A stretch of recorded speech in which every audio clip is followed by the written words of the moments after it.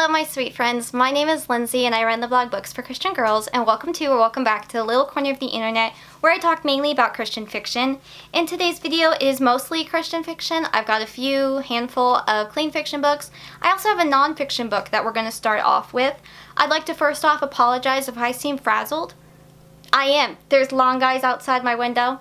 There's noises happening in the house, but I have a very limited amount of time to film today. So we're just going to ignore all that and talk about these books. I had some really good books. I had thought-provoking books.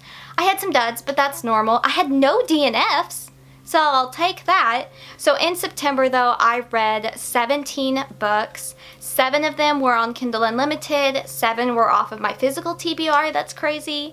I had 2 rereads, 5 books off of my priority list, which I actually kind of shared with y'all in my last video when I gave y'all my reading journal tour.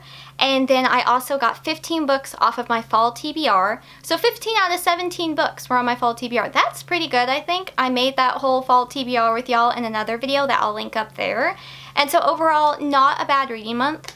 It was on the slower side, I think, because of different events that happened this month and just how emotionally draining this month was. I think a lot of people, especially those who watch my videos, were affected by that. And because of the events on September 10th, I wanted to read a nonfiction book and maybe challenge myself to do better at reading nonfiction, because if you've been on my channel any amount of time, I rarely talk about Christian nonfiction because I just don't read a lot of nonfiction, but I want to try to do better and read more books that will challenge and make me think in a Christian nonfiction way or just in a nonfiction way. So to start off this video, we're going to talk about that nonfiction book, and that is Toxic Empathy by Beth Stuckey. The tagline is How Progressives Exploit Christian Compassion. And this was so educational, this was so informative, even though I am a Christian conservative young woman. I knew a lot of these talking points and all the different things she discusses, but I still found it very helpful to be able to put into words why I believe this and why I'm against this as a Christian young woman. So at the beginning of this book, you have the introduction that's very good, but you also have, instead of chapters, they are lies. So lie number 1 is abortion is healthcare. Lie number 2, trans women are women. Lie number 3, love is love. Lie number 4, no human is illegal. And lie number 5, social justice is justice. And this was very eye-opening, very informative. I knew where I stood on basically all of these, but it was very nice to have like written down and very wisely put why. And because like I can explain, oh, I'm a Christian, I believe this, and I believe this is wrong. But to be able to back that up with scripture, this book was very helpful in that regard, and I was very appreciative of it. I'm not really a podcast person, so I haven't listened to a lot of Beth Stuckey, her podcast, but I've followed her on Instagram for years, and I think she has a lot of knowledge and wisdom to be shared, so I really enjoyed this book. I gave it 4.5 stars. As far as an age range for this book, it's definitely geared towards adults. But I think if you are an older teen that's either in a public school setting and you've been exposed to all of those topics, or if you're very active on social media and you've seen all those topics, this book would be really good. I will give the note, though, that she does describe what happens during an abortion, and that is horrifying to read. But at the same time, it should be horrifying. We should feel physically ill reading that. I saw a couple reviews saying that she added that in for shock value. And I think that's so weird to say, because it should be shocking to read about a child being murdered. And it should be physically turning our stomach and making us feel ill, because it is a horrible, horrible thing that happens. And so she discusses that, but she also discusses what happens when someone tries to change their biological sex. And so it's hard to say an age range for this book because we have very serious topics. I think if you have been exposed to those harder things and you want to be able to have a biblical background for your beliefs or see why Christians believe a certain thing, this would be the book I would suggest for it. It is a hard book, though. I'm not going to lie. It is hard. There are certain parts that are just heavy because it's how the devil has deceived us. And how he's deceived us and deceived Christians into believing about that we can be more compassionate, more merciful, more loving than God is, who is love. And it was just very eye-opening in a lot of ways. I really enjoyed this book. It was a hard read, but I needed that this month, and I underlined and highlighted and tabbed a lot of parts of this book. I shared my favorite parts of it, like different quotes, in my Goodreads review. I shared some broad content notes. It was a difficult one to do like my normal reviewing style for it, so I just kind of did broad content notes. I would suggest older high school and up, particularly if you were going into college, whether you've been in college or going into college, I would say, because you're going to be exposed to these different topics, even if you're going to a Christian university, and this book would give you a really good foundation for what the Bible says about these different topics that you will definitely see, whether you're going to a Christian university or not.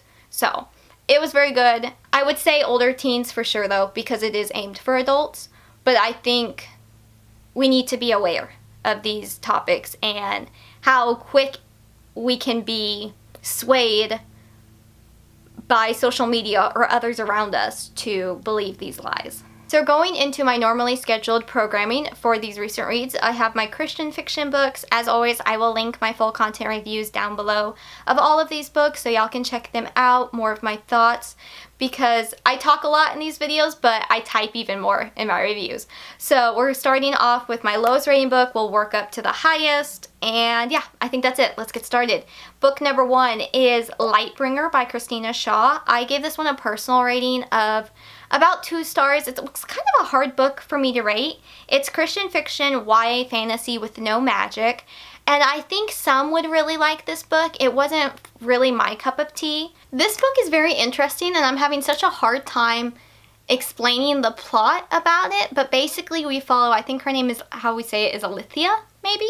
It's very pretty. I assume maybe that's how we say it, and she is 14 years old.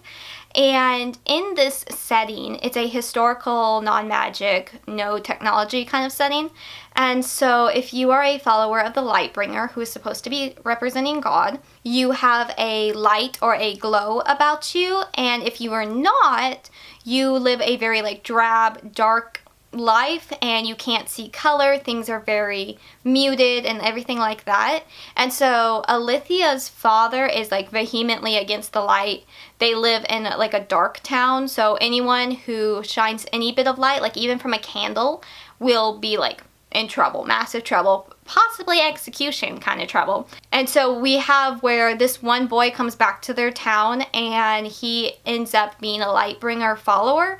And so he is glowing, and he ends up being tried and treated like a traitor and going to be executed. But she has the opportunity to potentially help him. And I don't want to say anything else because I don't want to give spoilers, and I think that's all the back cover really says. But this was a very interesting book. I think overall it ended up not being really my cup of tea. There was a few parts with the theology I wish that would have been explained a little more or a little better, really. And then I personally was not a fan of the ending, but I'd be really curious for those who like allegory books, what y'all would think about this book. It's not necessarily an allegory. I wouldn't consider it that, but it definitely has nods to one in a way. It wasn't really my style or my cup of tea in different ways, but you might enjoy it. I'm remembering why I don't film on Wednesdays. I usually film on Tuesdays. I'm remembering why, because like half of our neighborhood is getting their lawn cut today. That's why. So sorry. I'm so sorry. My next book was another one that was Christian YA fantasy outside of my comfort zone. This one has magic though, and that is Where Darkness Cannot Follow by A.M. Daylin. This is book 1 in a trilogy where the rest of the books are not out yet. And it was outside of my comfort zone as well. I gave it about 2.5, 3 stars. I think others would probably really enjoy this book. It's just not personally my thing. I'm learning what I like in fantasy books, what I'm not really a fan of per se in fantasy books, especially in Christian fiction ones. I'm really getting this one and Lightbringer confused, even though one is magic and one is non-magical, but I'm trying to like keep them separately, so I'm sorry if like I'm cutting a lot of parts of this clip for this video. I'm trying to keep them straight in my head. And so with the male main character, whose name I cannot pronounce, go figure, he is a kind of soldier, a guard for the evil queen that is a nether witch, so like an evil witch, I guess. And I'm very leery about books that have witches, or how do we say this word? Neuromancers? Necromancers. Necromancers. I don't know, but basically like those who speak to the dead. Very leery about those, even when it like comes up as Christian fiction and that's like the villain and the evil character. I'm still very leery about all that. So I think I was uncomfortable with this book at times because of that element, especially. Because of that, though, it kind of almost had a spiritual warfare style to it as well. And that's personally also something I don't enjoy reading about, is spiritual warfare in books. But we have our main guy, and so he is, against his will, a soldier, kind of like a, what do they call them? Oh, I don't think they actually said, but yeah, basically he's like a soldier, basically, for that. And like, because of when you take like the special oath and you get the special tattoo, the tattoo ink or something has a bit of this nether witch queen's power in it, so that's where the magic comes from. And only those that have that drop of magic in their bloodstream now because of this tattoo, they are the only ones that are able to defeat the nether beasts that are coming up from the netherworld. And of course, the evil queen is saying that like only the nether beasts only come because they're trying to eat all of what were Christians called in this? The faithful. So God, the godlike character of the world is called the Illuminate, and then his people are called the faithful, and then his appointed rulers are the Illuminarches. And so, yeah, it's kind of got that allegory feel again. Somehow I keep finding allegory-like books, and I'm not an allegory person.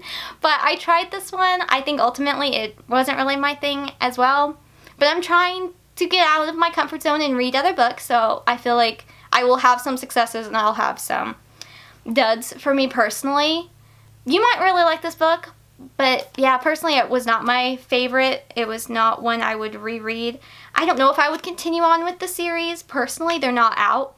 It doesn't end on a big cliffhanger though, so that's nice. So if you're interested, you could definitely check it out. One more note on this book. I want to particularly add that if you are maybe a little more adventurous in your taste of fantasy books than you know I am, or you like spiritual warfare elements in your fantasy books, especially like Christian fiction fantasy books, you would probably like this one more, but those aren't really my things, so.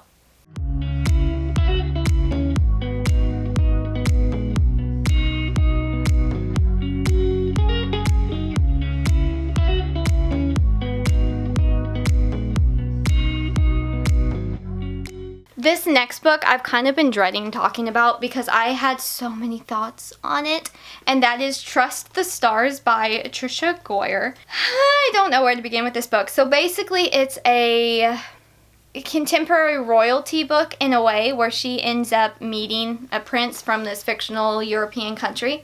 And so our main girl is Olivia, and she has had a really hard upbringing and like childhood. Her mom was not a great person, and after her passing, Olivia is trying to understand how her mom was by experiencing different things her mom experienced. So like, she was an unwed mother. Olivia has helped at a pregnancy center and talked and interviewed with other unwed mothers, and then those who have addictions. And then in the beginning of this book, she is wrapping up with this project they've been documenting, I think on YouTube, but like, you know, it's one of the documentary kind of style videos. And the final thing is her going on not really a mission trip. I can't think what they called it. It wasn't a mission trip because it wasn't like Christian or religious based, but like a outreach trip, I guess you could say, to an African slum. And so Olivia is there with her team experiencing all of that. And they end up incidentally meeting this crown prince, which, what was his name? Louis. Yeah, Louis. Of course it's Louis. He's British. Well, he's not British, but you know, he's European. That's a fair guess, Lindsay. And he actually recognizes her from her voice, because she does not show her face at all in any of these documentary videos. And like, she's supposed to be revealing her face in an upcoming one, like for the final bit of the project. And so he recognizes her voice and is a really big fan of her. And so he kind of like ends up talking with her, and they become friends. And they hang out for that little bit of like going on a safari in Africa. And then she finds out who he is, and she does not take that well. I bumped my camera, I'm so sorry. But as I was saying, one thing though that really bothers Olivia is people, rich people, whether they be like millionaires or royalty, they have all this money and they spend all this money, but it's not on causes that she thinks is important. And she was overbearing and a little self-righteous at times because of that. And I understood where she was coming from, because I also had a time where I was like that once. But you can only control your bank account and what you do with your time. So she needed to lighten up on that a little bit, in my opinion, and just keep on doing what she's doing and raising awareness, because that's the best way to help for the cause that you are passionate about. So we have her. She was interesting. And then we have Lewis, our male main character, and he's kind of sappy and poetic. A little odd, to be honest, a little odd, but he's still very much a gentleman, so I liked that about him. They were a very unique couple. I think they would make it, but at the same time, I'm not quite sure would they actually make it as like a real life couple. I don't know about that. I honestly don't know. So we have all of those parts, but we also have I don't know how many parts, but we had quite a few parts where it was almost dual time period, where we are going back to World War II and seeing about a royal family then, and a concentration camp and all the things regarding that. So while I wouldn't consider it a real dual time period story, maybe like a fourth of the book is because of those scenes, it does add, how can I say, it does add a heaviness though to the book, because of, obviously World War II was horrific, and the concentration camps and all of it, but you really don't get like how they're connected until the very, very end. And it felt a little bit like a stretch to me in a way. Like, it worked out and it was great, but it kind of just, it felt like it should have been a bonus novella or something. Like, it didn't really flow well for the book, in my opinion. That was where the strong faith content was, though, because we don't really have a lot of faith content with Olivia or Lewis. And I wish there would have been more, because they both seemed like their faith was so important to them. But they never really had discussions about that, and I wish they would have, especially like a few comments she made especially as well. But I mean, overall it wasn't bad. I gave it 3 stars. I would have greatly appreciated had there been an author's note at the end of the book, because I wanted to know what was real history, what wasn't, because I think some of the history based off of research, some of it was actual history for like that World War II time period in this book, but a lot of them also had to be fictional, because like the one country is obviously fictional that Lewis is from, but the Vatican was a neutral place during World War II, so it would have been nice to like have that little detail. So I suspect if you read this book and you are a history nerd, you will probably do bunny trails of research like I did. I don't know, y'all, overall this was just an interesting book because of all the different things. It wasn't the typical American girl falls in love with royal prince plot one. Like, it was not lighthearted, fluffy, cheesy. It was nothing like that. It definitely had some comments and suggestions that I didn't personally care for, and then you just have like the harder topics discussed and shown, mentioned through the historical time period, but also what Olivia and her mom went through. So I would suggest 16, 17 plus personally because of those, but I think it'd be a winner for some. But it's not one I greatly enjoyed, so I'm probably not going to keep my copy. First comes Marriage, then comes Murder by Donna Mumma. So I talked about the first book in this series last month, and I don't know if there's going to be more books in the series. If anyone knows, let me know, because I don't know. And I ended up enjoying this book more. Book 1 was The Women of Winton's by Donna Mumma. It was interesting. This one, though, I liked better, even though I feel like it's also really on the sad side, and books that discuss murder have been hitting differently lately because it's sad and it's grief and there's a family grieving, and that just hits harder some days than others.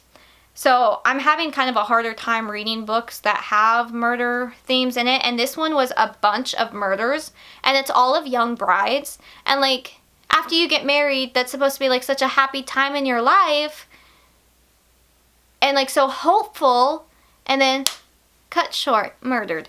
And that was hard to read about in this book. So if you're sensitive to that at any point, I would suggest maybe not reading this book. If you are okay with 1950s murder mysteries or just murder mysteries in general, you probably would be okay with this one. I will say I liked it more than the first book, but the first book, I had problems with some of the main characters. So we have 4 main characters, 4 different women, 4 very different lives and outlooks on life. And they all work for a department store. And I really like the department store setting, I have to say. But in this book and in the first book, we have these different murders that are connected to the department store. And in this one, it's a bunch of the brides that had dresses by the designer, who is one of the main characters at this department store. They are ending up murdered in their wedding gowns. Horrible. I think ultimately I really compared this book to the first book while I was reading, and I enjoyed this one more because the main characters weren't such catty women like they were in the first book. They were much better in the story and still an unlikely friend group in my opinion, but they have each other's backs. So it was nicer to see that, like they were working together instead of against each other like in the first book for the majority of the book. I will say I totally called the murderer culprit quickly on. It just like hit me like a lightning bolt that, oh yeah, it's this person, and it was. So it kind of shocked me that it took so long for all the other girls to figure out who it was, and like it doesn't really come up till the very end of the book. So some people probably aren't going to like that, I think, because it's kind of a rushed ending in that regard, and the first book was that way as well. I don't know, it was different, it was interesting, but I'm struggling with murder books and just all of that lately. If there was another book in the series, I would potentially read it, but I'm going to say Mr. Winton, the department store owner, if there's more murders connected to his department store after the multiple in the first book and the multiple ones in the second book, he's going to have to do some serious PR to help because it ain't looking good, let's just say that. Also, as a note, this series has been pretty light in the Christian faith content. The first book really didn't have much at all. This second book had a little bit more, but it was unfortunate because certain spots there could have been faith discussions, there wasn't. And I think that honestly was because we're following 4 main characters and the book is like barely 300 pages. So that's a lot of backstories and side characters and thought processes and then finding out different events and then telling it to the other girls that weren't there. It was a lot of that. So I think that really cut into the faith content, which was disappointing personally. So you might like this book. I gave it 3.5 stars, but I don't know. Would I get physical copies of this series? I own the first book. I don't know if I'm keeping it because the catty women were, they were driving me crazy. Like I said in my last video, my last recent reads, that is, I was being flashed back to high school and that was not a good feeling. So I don't know if I would get physical copies. And that's kind of like my gauge of would I recommend it? Maybe, but I don't think I would get a physical copy of the second book either. I liked the one character, Audrey, and she's like the assistant secretary person for Mr. Winton, the department store owner, because she has a marketing business degree, and you see that a lot, and like I have a digital marketing degree, so I really enjoyed those parts. Call me a nerd. I enjoyed her parts the most because of seeing the behind the scenes of buying stuff for the department store and all of that. But it also just was kind of sad because you have all these young women that were being murdered right after like the happiest moments of their life, they say. And as a young woman, that was not enjoyable to read about. It was quite sad, really. So, you know, food for thought, I guess. Switching genres, we have a Christian middle grade book. This is historical fiction as well, and it's set in 1886. It is Sarah Jane Liberty's Torch by Eleanor Clark. This is book 4 in the Eleanor series. This is just a series I've been reading one a month of, and I've been really enjoying them. They are Christian historical middle grade books that have to do with different historical events. So this one though is actually about the Statue of Liberty. And so in this book we follow Sarah Jane and her family goes on a trip to see the Statue of Liberty unveiled and all of that. And it was honestly a pretty patriotic book because of that. It was very fun. I don't really have too many thoughts. I would say it's probably, would I say it's my least favorite? I don't know if it's my least favorite of the series so far because I've just enjoyed the other ones more. But it was good how much faith content there was and just discussions between Sarah Jane and her parents. I will give the note though that unlike the other books in the series so far, this one does have comments on boys and appearances because of Sarah Jane's older sister, who's like 16. And because of that influence, Sarah Jane does kind of think negatively about her own appearance in comparison to her older sisters. So just as a heads up, I know that's sensitive for some families, and some families don't want to even like discuss that, encourage that if that's not, don't want to plant that seed if that's not a problem already. So heads up for that. I have details in my review. Overall though, I have been enjoying this series. It is available on Kindle Unlimited.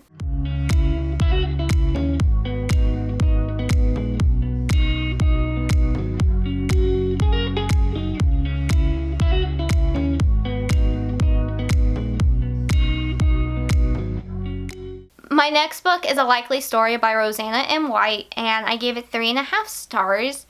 I was hesitant about this one because I've had content concerns with books by this author before, and I really don't want to read any more of her books, but because I am reading the series, I decided I would attempt it, and so I read it. I will note though that all of the Guidepost books I have read over my multiple years doing BFCG, none of them have had murder, but this one indirectly kind of does. So we have our modern day main character, Hannah, and she's the main character for the whole series, and she runs a restaurant and she's been solving some mysteries on the side.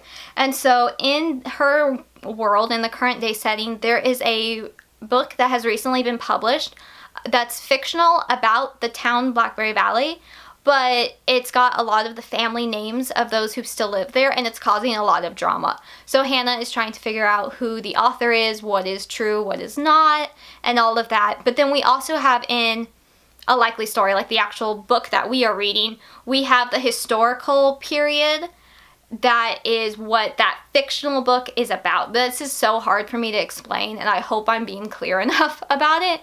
But it's kind of like a story within a story within a story, because in the historical setting, we have this girl writing a murder mystery. I personally expect in Guidepost mysteries to not have a murder element. It's always like, who stole like the church funds, who vandalized the town square, who burned down the gazebo.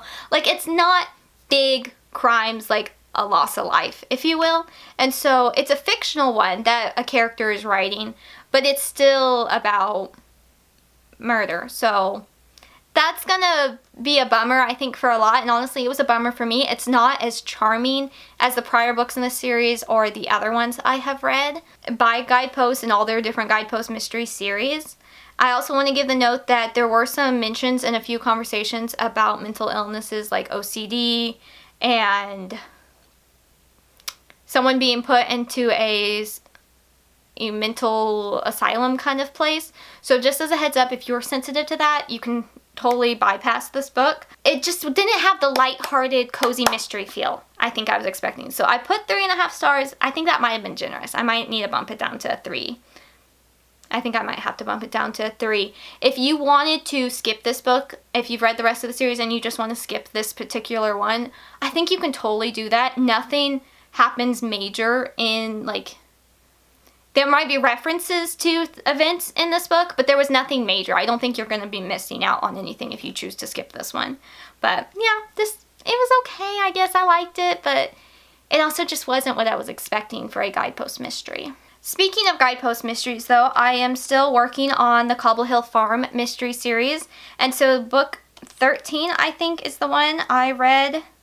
Is it 13? I think it's 13. And that's Of Bats and Belfries by Shirley Raye Redmond. Yes, it is book 13. And I gave this one 3.5 stars as well. It reminded me a bit of the Hidden Staircase Nancy Drew book 2 in the Nancy Drew series. Because there is this renovated inn and they're hearing mysterious noises and everyone's like, what in the world? And trying to figure out what's going on. And so it's up to Harriet, our main character, who is a vet in England, to figure out what's happening because she's gotten a little bit of a reputation as a mystery solver. But then also at the church, there are bats in the belfry. And you have all that element. So overall, this one was pretty cute. I did find out though that this series has been extended. I thought the 18th book was going to be the last one. They have extended it to 22 books. So that will be exciting to continue reading the series into next year. In this one, there is also a kind of dual time period storyline as well, which I'm getting a little bogged down by those in these guidepost mysteries. I'm hoping the next ones I'm going to be reading are not going to have that, but that's seeming to start being a theme. And I don't really like that because oftentimes with the historical time period, it gives you like the mystery answer for the current day problem. And it kind of spoils it and feels a little lackluster. So I'm hoping the next ones won't be so historical, dual time period-ish, but we'll see. I think that's honestly why my rating is a little lower, because I've given a lot of the books in this series, the Cobble Hill Farm mystery series, I've given a lot of them 4 stars, but a lot of ones I've given 3 and 3.5 are the ones that have been that dual time period thing, and I'm just not a dual time period girl. Oh wait, I own that one. I meant to hold that one up. So sorry. So hang on. I meant to hold that one up. I do own it. Continuing on into my next book, I have The Great Date Experiment by Ashley Mays. I gave this one 3.5 stars. I'm putting it here in the Christian fiction section, but the Christian content is super light, and I wish there had been more of it, because I think this book would have been really solid, having more Christian content and discussions and prayers and encouragement, which this book was really lacking. This book, though, we have Callie, and she's 17 years old, and the book starts with her getting kind of like secret admirer almost gifts on her doorstep, and her best friend is like, somebody's in love with you, and she's like, no, I don't think so. And it ends up being her ex-best friend Egan. I think is how it's E-G-A-N, so I'm assuming it's like Egan, like Keegan, but without the K. Maybe that's how my brain's telling me it is, at least. And he royally messed up 2 years prior and destroyed their friendship, and he wants to apologize to Callie, but also have her help him win a competition with his brother. And the idea for the competition is whoever gets 1,000 views first on like a video series kind of thing. And so he wants to take her out on 21 dates. And she agrees because she is hoping to get like this baking competition, not competition, like basically like a kind of scholarship-like thing for a baking woman she looks up to. She loves to bake, something like that. I don't know how to explain that, but basically like she has her reasons for saying yes, and they do. And overall, I gave this one 3.5 stars. It was pretty cute. I think the cover is honestly the cutest thing about it. There was humor in this book that made me laugh. I think, though, if you don't like the main character, Callie, I think that's very fair. She is kind of standoffish in a way, but I still liked her most of the time. And then we have Egan, and Egan, we don't get his POV at all, and I'm glad, because I think that would have brought the book down for me, because he's kind of annoying and kind of an idiot in all reality, because he makes some really stupid decisions in this book.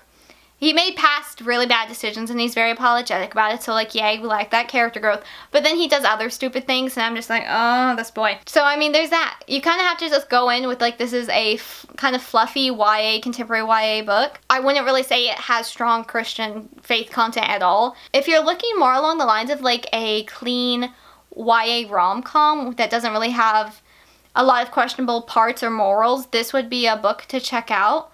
Overall, I thought it was pretty cute. I would read more books by this author if they're in the same genre, and I'll probably keep my copy. But like, just as a heads up, you may find one or both of the main characters very annoying. So, heads up. But it was still like very kind of lighthearted in a way, even though like she has to deal with a lot of hate comments and trolls that are just terrible.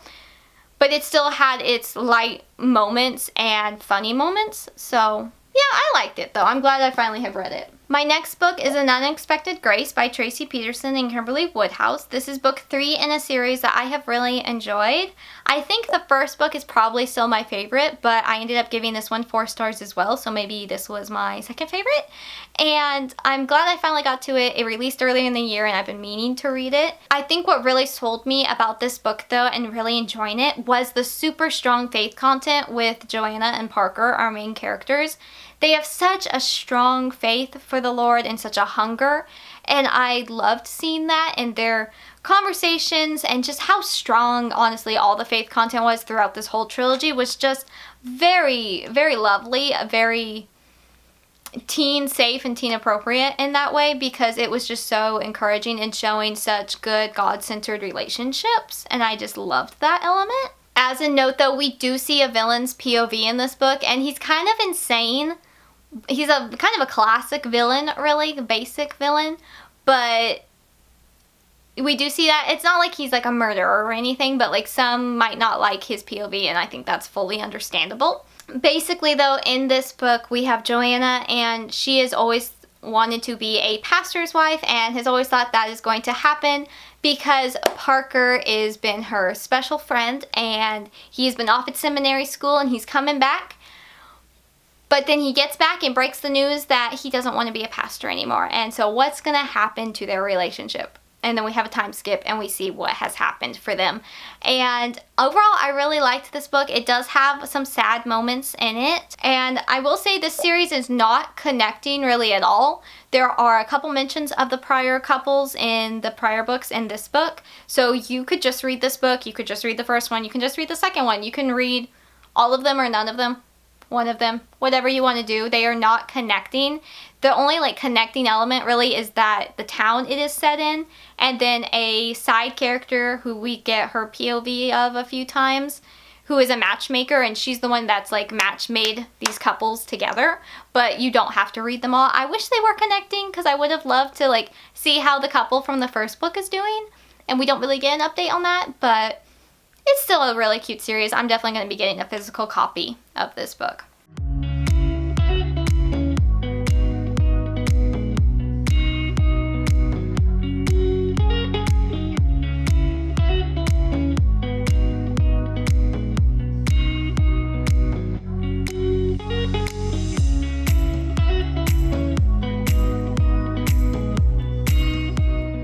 And then finally, for Christian fiction, we have, I have this book, let me hold it up. We have My Way by Ashley Al Saliby. This is book 2 in the Follow in the Dark series. Book 1 was My Refuge.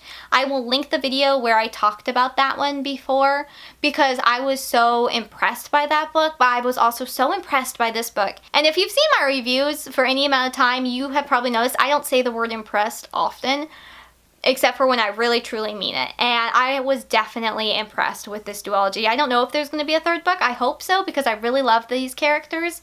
But at the same time, this was a great way to end the series. And basically, we follow 4 different girls that are living 4 very different lives in very different countries. And it's their journey of their faiths growing, and even just like having a faith. Okay, I'm going to try to tell y'all about the 4 girls and a little bit about their stories, but I'm going to do it as if it's the first book and not the sequel, because if I told you the sequel stuff, it will spoiler things for the first book. So we have Eden, who is waiting for a heart transplant in the first book, and she's really struggling with, you know, physically with that, but also just like why this is all happening. And then we have Katya, who lives in Ukraine and in a refugee kind of camp setting, a shelter for those who have been affected by the war over there. And then we have May, who is Chinese-Canadian living in Toronto. And in the first book, it's set during the pandemic. The second book, it's like kind of towards the end of it, so like life is starting to get back to normal. But in the first book, she has to deal with a classmate trying to convince her to send inappropriate pictures and like seeing inappropriate pictures. And I think the author handled that so well. But I have all my details in my review if you're wanting to know like how that all works out. I have details about that. In the second book, she faces, how can I say this? She goes to a student retreat that has about being inclusive and unity and all that kind of stuff.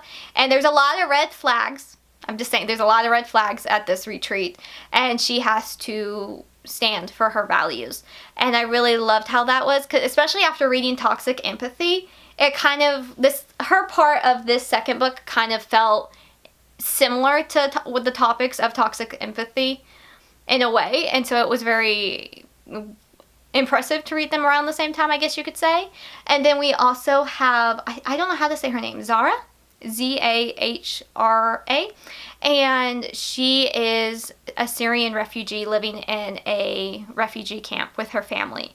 And her family are Muslims, but she has recently been given a Bible in the first book, and it's changing her life. So there you go. I don't really want to give you too much more. I don't want to give spoilers. I think I did that okay. I think as young as 13 could read it, but it's really going to depend on what the girl has been exposed to. Especially like if they're in a public school setting, they've probably already been exposed to a lot of these topics. So this book would be great to help handle it from a Christian perspective and like know how to respond and react in that kind of situation, particularly in what May goes through in both of these two books. But it would depend on the girl. It really would depend on the girl and what conversations the family has had. But it's definitely one to look into. It's one I'm definitely going to be recommending for years to come because it is such a solid YA option. In the first book, there is no romance. The second book has a crush in one of the girls' perspectives, but that's really as far as it goes. So that was the Christian fiction. Moving on into the clean fiction, I have a reread of a book I read like 9 years ago this past month, and that was The Secret Keepers by Trenton Stewart. This is the American hardback that many of y'all are probably familiar with. This is the UK paperback, and honestly, if I like the paperback version better. I would be very curious which one y'all like better.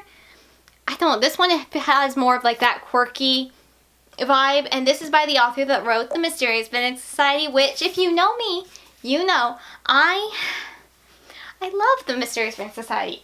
This book, not as much. I gave it about a 3-star rating. Oop, I just about fell. So this is a standalone book. It's not a series. MBS, The Mysterious Benedict Society, is one of my all-time favorite books. I talk y'all's ear off about it. It's such a special series to me. And so I read The Secret Keepers when it first released back in like 2016.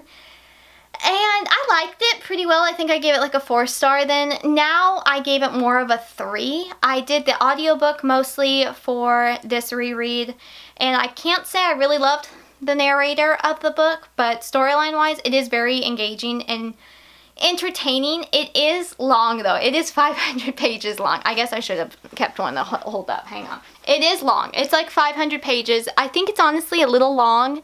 The first time I read it, I thought it was a good length. This time, it was a little long. And basically, we follow Reuben. And Reuben, when his mom is at work, he gets to kind of explore the area they live in.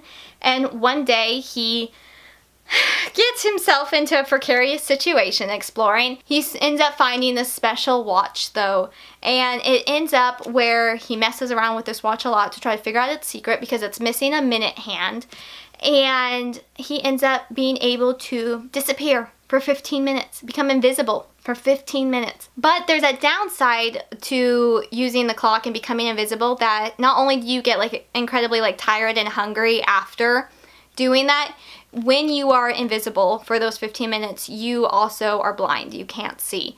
And that adds a little bit of a challenge because like we think of how cool it would be to be invisible and like no one can see you, but if you take away your sight in that kind of situation, you have to, prior to turning invisible, you have to memorize where all the furniture is so you don't bump into it and like different elements like that. It's a very interesting concept. So on that note, it is not considered magical. It is a special metal this clock is made out of, so it is not magical. It is supposed to be more scientific. So you can debate if that's fantasy or not to you. I don't think I consider it fantasy, but I read this one and it took me a few days to read it. And I like it overall, but I wouldn't say it has the same charm as The Mysterious Benedict Society. That series just has such a special place in my heart, so let's be honest, nothing can compare. I think what I really noticed, though, that stood out to me on this book is that our main character, Reuben, lies a lot. And it's not because he's necessarily being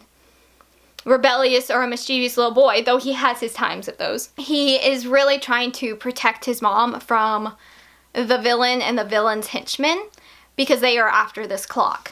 And so you have all those elements. I will say I don't approve of all the lying in this book and him sneaking out. I don't love that, and I think some parents aren't going to love that either. As an adult reader, I can appreciate some parts And I think a middle grade reader might not notice that, but it is got the ends justify the means, I guess you could say. Is that the phrase? I think that's the phrase. It kind of has that mentality as well, so it's fine. If you like the Mysterious Business Society, you could try this one, but it's nowhere near as good in my opinion. It's enjoyable, but it's not nearly as good. My next ones I think are all, oh, not all fairy tale retellings. Okay, most of these coming up now are fairy tale retellings. So I have one that I gave 3 stars, and that is Once Upon a Smile. And this is supposed to be a retelling of The Princess Who Never Smiled, but it's kind of the main character is the side character. She's not the actual princess that never smiles. This is non-magical though, just as a heads up. It looks like all of the books by this author, Kristen Niedfeldt, are non-magical, which is exciting because I'm always trying to find non-magical fairy tale retellings to share with y'all. And so book 1 in this series, I just went blank on what the title was. I read that one last month, Princess Without a Palace, and that was a King Thrushbeard retelling. And in that book, we meet Maria, and Maria is a piece of work, but this is her story. And I have to say, I was not really looking forward to this book because she was such a pain. But I decided to pick this one up this month for kind of like a lighter, hopefully just like lighthearted read.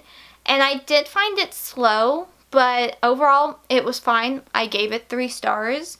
She was her slightly annoying and insufferable self, but there was character development and the love interest helps. I wasn't sure who the love interest was until that halfway point of the book, and I think that also affected my attention span for this book because I didn't know who it was going to be. We kind of have a love triangle-ish, but not really. And I was like, who is this going to be? And then once it was confirmed who it was going to be, I was like, ah, okay, now I'm more invested into this book. I would still say the first book I read by this author, Mystery at the Midnight Ball, is my favorite by her, and it's set in this series' world, but it's set years later after these first 2 books. So I read that one first because it's Cinderella and I like Cinderella retellings, but you can read that one first or last. I don't think it matters. I'm definitely going to check out the author's other 2 books, though, that are fairy tale retellings, because I like her writing style. I like that it's non-magical. So 3 stars. I'll probably get a copy of that one with the first book. I think. Maybe. We'll see.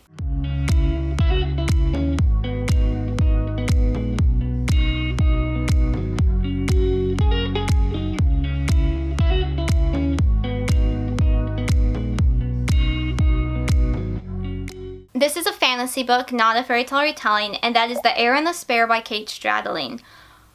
Whew. Okay, so I've read a couple of Kate Stradling books before, one even earlier this year, and I gave them both 4.5 stars. This one was intense. I gave this one 3.5 stars. I heard a lot of different reviewers say it's really dark, and I didn't really get like that dark element until the very end. And I would agree, it is dark, so let me real quick give a trigger warning that our main character has a very cruel older sister who delights in tormenting her and others, which is seen on page and mentioned often throughout the book. And I'm talking like removing teeth, pulling hair, breaking bones. Like, she's insane, like certifiably insane, and just an awful human being, okay?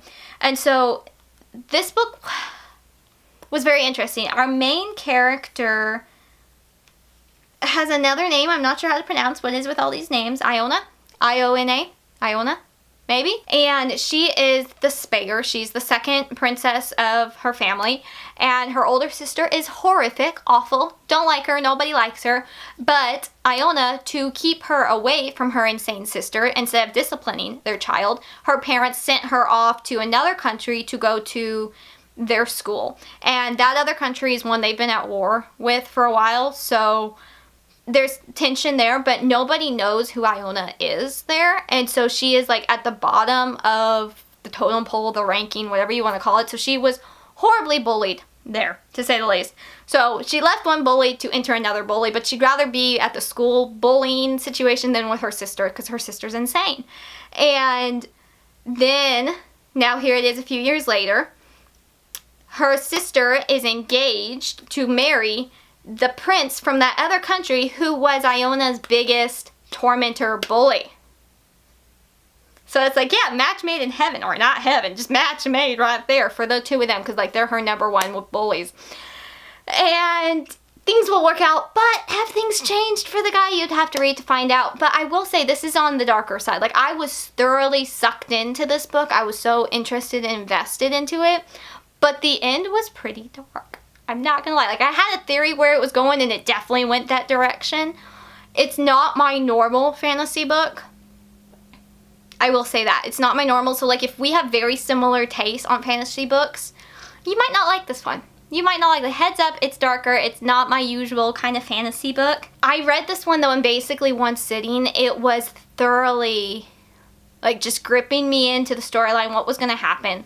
I will say, one thing that really kind of hindered my rating for this book, besides like the crazy sister and like how terrible she was and the darkness at the end, was I didn't really like the romance of this book, who Iona has as a love interest. I was hoping it was not going to be this one guy, and it ended up being this guy. And I did not love that. It made sense, but like I never really felt their connection. But I think, honestly, I found out when I read this book that INFJs apparently hold grudges. I'm an INFJ. Who knew? Well, I mean, I knew I was INFJ, but I didn't know they hold grudges. And like, I don't think I hold grudges in real life. I really don't. I might be petty, but I don't think I hold grudges in real life. But in books with fictional characters, and like, you hurt my fictional character, this means war. Maybe I am. I wish the book would have gone longer though at the end, not because of the dark part, but like after all that, like what all happens, I needed more answers. And I didn't quite get that. So like there was different reasons why it was only a 3.5 when I've greatly enjoyed other books by this author and given them like 4.5 stars. I only gave this one 3.5, and there was different reasons why. It wasn't bad, but at the same time, I definitely would give trigger warnings for this book. Going into lighthearted cuteness, we have another fairy tale retelling, and that is Once Upon a Pumpkin by Gabrielle Landi. This was originally supposed to release in November, but the author bumped it up to here in September, which means I was very excited because I got to read my copy early because I backed the Kickstarter for this book. And look how cute they are. They are so, so cute.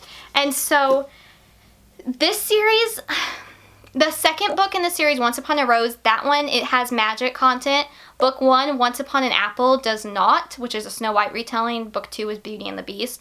This Cinderella retelling has mentions of magic, but it's very light, and I wouldn't actually say it has magic actually. It's just like when they refer to like the spell that was in book 2 with the Beauty and the Beast, you know, the beast kind of thing. That was the only magic in this book. So the series has been magical and non-magical. So I know that's kind of hard for some, but it's very lighthearted, very cute, kind of just cozy. It's been such a cute series. This book has actually been compared to the Anastasia movie with, like, you know, the hidden royal girl and the guy who's trying to find her. And I honestly really loved that element. I thought that was a very good note. It was a lot like that in different ways, and it was just really, overall, really cute. I read this one right after The Heir and the Spare, I think, because I wanted something just light and fluffy and just like happy. And this book was definitely that. Very cute. You don't have to read the prior books in the series, but I would personally suggest it because they reference a lot of the prior events, and then the main guy in this one is best friends with the girls from those books. So you'll see them, and like he's been in the prior book, so I think they should all be read in order personally. But this one was really cute. I just love a good Cinderella retelling. Just so fun. Just so cute and fun. And then my last 2 books are part of the same series, and so I reread A Bond of Ice and Sunshine by Sarah Beran in anticipation of book 4 finally releasing this month. And so A Bond of Ice and Sunshine is a fairy tale retelling mashup of King Thrushbeard and the Snow Queen. And it is by far my favorite of this series. It's just so good. I actually bumped my rating up to 5 stars from a 4.5 to a 5. Because I just love the male main character. He is so smitten and just so in love with the main character, even though she has been treating him differently and something's just wrong. Something is wrong with her and he's determined to fix it. And he's just so smitten. And I just love smitten male leads. And it was just so cute. So many cute and quotable parts from this book. But his best friend is actually Shia Shea. I don't know how do we say his name, but he is the main character in book 4, A Tangle of Iron and Feathers, which released this month. This is a retelling a mashup between Mulan and the Goose Girl. And we don't really see much of our male main character, Captain Shea. I don't know how we say his name. I think it's Shea. I'm going to pronounce it Shea. Maybe it's Shea. And I was so excited for his story. He had his cameos in the 3rd book, and he just, like, I loved him so much. He was so great. I was bummed in this book we don't get a lot of his perspective, unfortunately. Not enough, at least for my taste. But I did really like our Mulan character. It's Melania, M-A-L-A-N-A. And how she has had to, you know, be the Mulan character, go fight the battles and wars. But it gets a little more interesting and dicey when you find out that she was fighting against him and his army. Yes. Oh, the drama. It was good, though. It was really good. I gave this one 4 stars. I wish we could have seen more of them together because I thought they were so cute together. But overall, very cute. Very enjoyable. Good series. This has just been a fun series. I don't know if there's going to be more for the series. I think the author has teased yes, and I hope so because this has been such a fun fairy tale retelling series. One of my all-time favorites. I don't have physical copies yet because she said she's doing them in hardback and like having to reformat them. And I want them in hardback because they're shorter. They're like about 200 pages. And I think they would be so cute on my shelf as hardbacks. So I'm waiting patiently until that happens. And so that is it for this video though. I would love to know if you want to read any of these, if any of these caught your eye. Let me know in the comments down below about that as well. And then I will see y'all next time. I hope you have an absolutely lovely rest of your week. I am Lindsay from the blog Books for Christian Girls at blogspot.com, where there's a new review every Wednesday and Friday. I try to post a new review on this channel every Friday as well. And if you ever have any video requests or suggestions for me, please let me know because I'm planning out the rest of the year and trying to map out when I'm going to film when, so feel free to let me know if there's anything you particularly want to see. And then I'm also on Instagram under Books for Christian Girls, where I only talk about Christian books for girls ages 9 to 19. And I have my personal Bookstagram, Book Reviews by Lindsay, where I just talk about all my personal reading, whether it be Christian fiction or clean fiction. I am also on Goodreads, Facebook, and TikTok. And I will see y'all next time, I hope. I hope you have an absolutely lovely rest of your day, y'all. Bye!